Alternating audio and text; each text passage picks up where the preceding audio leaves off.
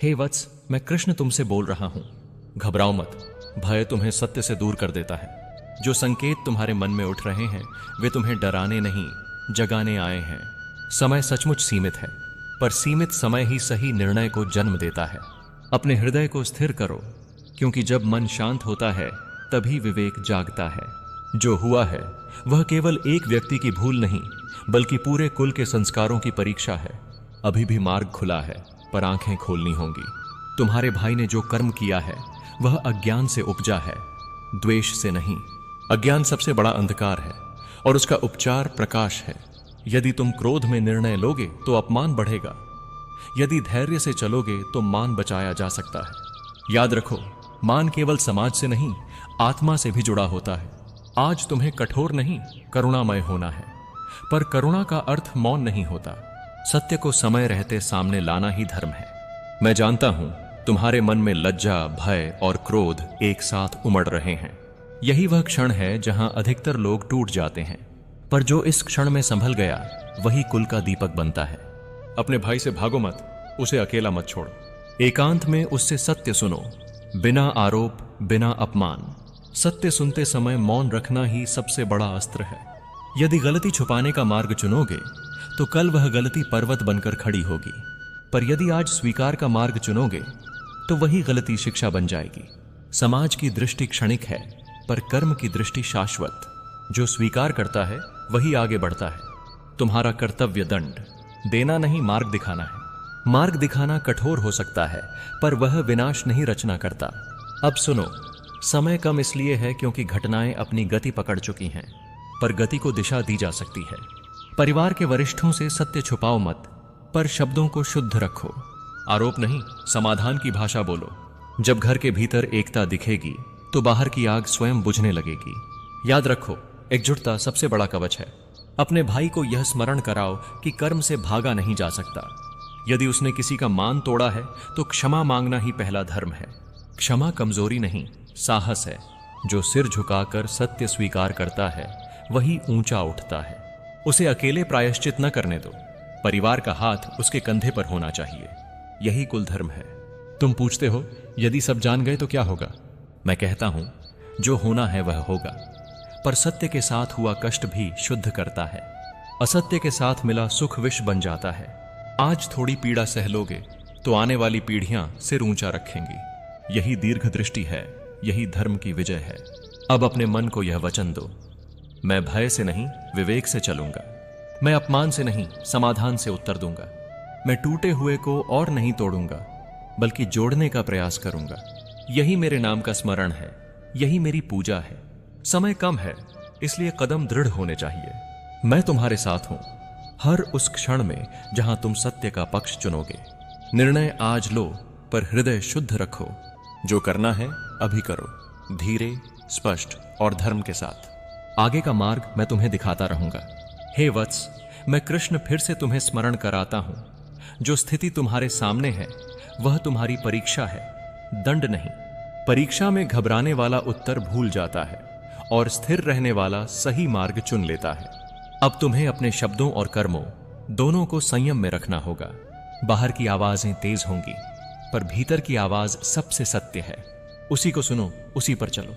अपने भाई के भीतर पश्चाताप जगाना तुम्हारा पहला कर्तव्य है। पश्चाताप का अर्थ आंसू नहीं, परिवर्तन है। उससे कहो कि वह सच को टालने के लिए बहाने न गढ़े। बहाने क्षणिक राहत देते हैं, पर भविष्य में भारी मूल्य वसूलते हैं। परिवर्तन का संकल्प आज होगा, तभी कल का भार हल्का पड़ेगा। अब परिवार के बीच एक स्पष्ट रेखा खींचो। गलत कर्म का समर्थन नहीं, पर व्यक्ति का परित्याग भी नहीं। यही संतुलन धर्म है। यदि परिवार इस संतुलन में खड़ा रहा तो बाहरी दबाव कमजोर पड़ेगा। जो लोग अपमान की प्रतीक्षा में हैं वे एकता देखकर पीछे हटते हैं। तुम्हें यह भी जानना चाहिए कि सत्य कहने का समय और तरीका महत्वपूर्ण होता है। हर सत्य हर मंच पर नहीं बोला जाता। पहले घर के भीतर शुद्धि, फिर बाहर की घोषणा। शब्दों में कटुता नहीं, तथ्य हो। तथ्य शोर नहीं मचाते, वे स्वयं बोलते हैं। यदि किसी का अधिकार छीना गया है तो उसे लौटाने का साहस दिखाओ। यदि किसी की भावना आहत हुई है तो क्षमा मांगने में देर न करो। देर से मांगी गई क्षमा भी क्षमा ही होती है। पर शीघ्र मांगी गई क्षमा घाव को भर देती है। यही कारण है कि समय की बात मैंने पहले कही थी। अपने मन में यह भय मत पालो कि लोग क्या कहेंगे। लोग आज कहते हैं, कल भूल जाते हैं, पर आत्मा जो जान लेती है वह कभी नहीं भूलती। आत्मा के सामने निर्दोष रहना ही सच्चा सम्मान है। यही सम्मान पीढ़ियों तक चलता है। अब एक और बात सुनो। अपने भाई को कर्म का परिणाम समझाओ, पर उसे आशा भी दो। आशा के बिना सुधार नहीं होता। उसे बताओ कि गलती के बाद भी जीवन रुकता नहीं, दिशा बदलता है। दिशा बदली जा सकती है यदि कदम सच्चे हों। आज से घर का वातावरण शांत रखो। क्रोध की चर्चा मत करो, समाधान की चर्चा करो। जब घर शांत होता है तो संकट स्वयं अपनी धार खो देता है। यह कोई चमत्कार नहीं, यह मन की शक्ति है। मैं तुम्हें यह भी स्मरण कराता हूं, धैर्य निष्क्रियता नहीं है। धैर्य वह शक्ति है जो सही क्षण तक सही कर्म को रोक कर रखती है। जैसे धनुष पर चढ़ा बाण जो समय आने पर लक्ष्य भेदता है, तुम वही धैर्य धारण करो। मैं तुम्हारे साथ हूं। हर उस निर्णय में जो सत्य, करुणा और उत्तरदायित्व से जन्म ले, आगे भी मार्गदर्शन दूंगा। मन स्थिर रखो, कदम स्पष्ट रखो और सत्य से पीछे मत हटो। यह समय आरोपों का नहीं, आत्ममंथन का है। जब परिवार अपने भीतर झांकता है तभी बाहरी तूफान शांत होता है। अपने मन को कठोर मत बनाओ, क्योंकि कठोर मन सत्य को भी शत्रु बना लेता है। स्मरण रखो, उद्देश्य मान बचाना नहीं, आत्मा को शुद्ध करना है। आत्मा शुद्ध होगी तो मान स्वयं लौट आएगा। आज का धैर्य कल का सम्मान बनेगा। तुम्हें यह भी जानना चाहिए कि हर संकट अपने साथ एक अवसर लाता है। यह अवसर है संस्कारों को दृढ़ करने का, सीमाएं स्पष्ट करने का। अपने भाई को स्पष्ट कहो, गलती दोहराई नहीं जाएगी और उसके लिए ठोस कदम उठाए जाएंगे। जब संकल्प स्पष्ट होता है तो भय टूटने लगता है। अस्पष्टता ही सबसे बड़ा डर है। परिवार के भीतर संवाद निरंतर रखो। मौन तब रखो जब क्रोध बोले, और बोलो तब जब समाधान दिखे। एक दूसरे की बात बीच में काटना मत, क्योंकि अधूरी बात से अधूरा निर्णय जन्म लेता है। जो पूरा सुनता है वही पूरा समझता है। समझ से ही सुधार होता है। यदि समाज के सामने आना पड़े तो एक स्वर में आओ। अलग अलग कथन संदेह बढ़ाते हैं। सच्चाई एक होती है, इसलिए स्वर भी एक होना चाहिए। यह एकता झूठ से नहीं, सत्य की तैयारी से आती है। तैयारी का अर्थ है तथ्य, स्वीकार और आगे की योजना। अब अपने भाई को कर्मयोग का मार्ग समझाओ। केवल पश्चाताप नहीं, सेवा भी आवश्यक है। जहां क्षति हुई है वहां सेवा से भरपाई हो। सेवा अहंकार को गलाती है और गलाया हुआ अहंकार ही सीख ग्रहण करता है। यही वास्तविक प्रायश्चित है। अपने हृदय में यह दृढ़ करो, मैं डर से नहीं धर्म से चलूंगा। मैं आवेश से नहीं विवेक से उत्तर दूंगा। मैं टूटन को बढ़ाऊंगा नहीं, जोड़ने का प्रयास करूंगा। यही मेरे नाम का स्मरण है, यही मेरी कृपा का द्वार है। समय अभी भी तुम्हारे साथ है, यदि तुम सही दिशा चुनो। आज लिया गया छोटा सही कदम बड़े संकट को रोक सकता है। आगे भी मैं तुम्हें संकेत देता रहूंगा। मन शांत रखो, कर्म शुद्ध रखो और सत्य से जुड़े रहो। जब परिवार पर आंच आती है तब केवल कर्म नहीं, संस्कार भी परखे जाते हैं। इस समय तुम्हारे शब्दों का भार अधिक है, इसलिए वाणी को औषधि बनाओ, शस्त्र नहीं। जो बात शांति से कही जाती है वही हृदय में उतरती है।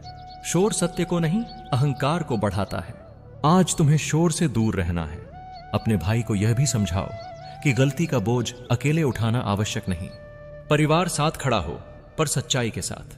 साथ खड़ा होना ढाल बनना नहीं, दीपक बनना है। दीपक अंधकार छुपाता नहीं, उसे प्रकाशित करता है।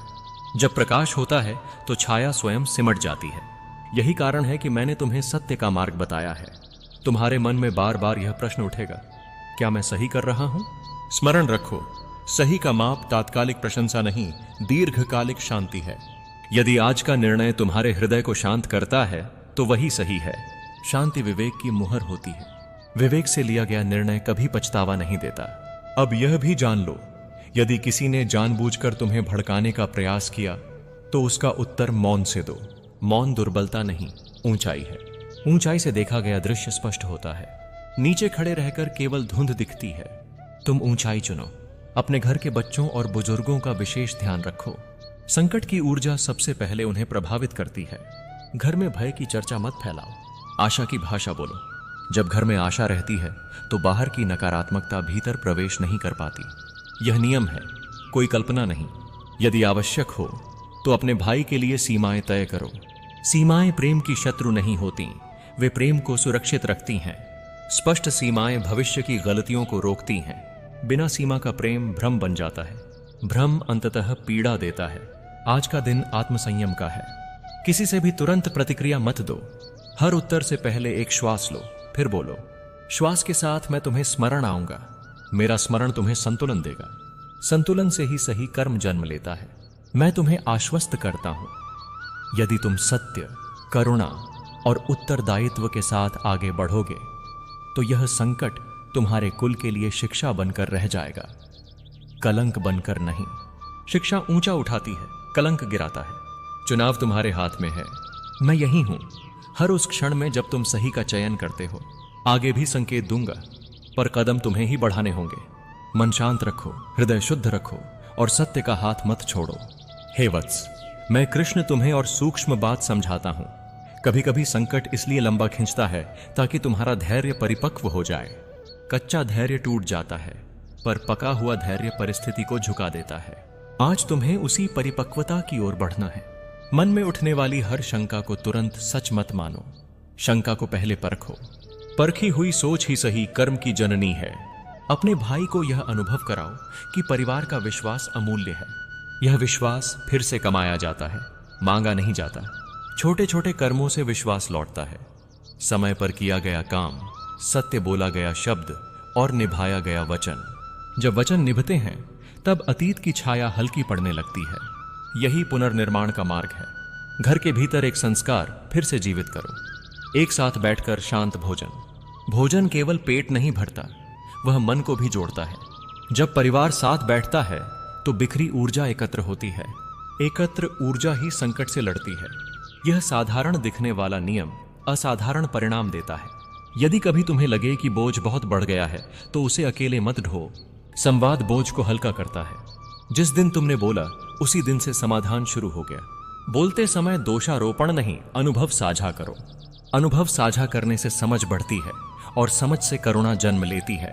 अब यह भी जान लो, हर व्यक्ति की भूल तुम्हारी जिम्मेदारी नहीं, पर हर व्यक्ति का सुधार तुम्हारा कर्तव्य बन सकता है। शांति सबसे बड़ा अस्त्र है, क्योंकि वह दूसरे के भीतर की अशांति को उजागर कर देती है। मैं तुम्हें वह शांति दे रहा हूं जो किसी भी चाल से बड़ी है। तुम्हारे भीतर जो स्थिरता है वही तुम्हारी ढाल है। उस पर भरोसा रखो। हर रात सोने से पहले अपने हृदय को हल्का करो।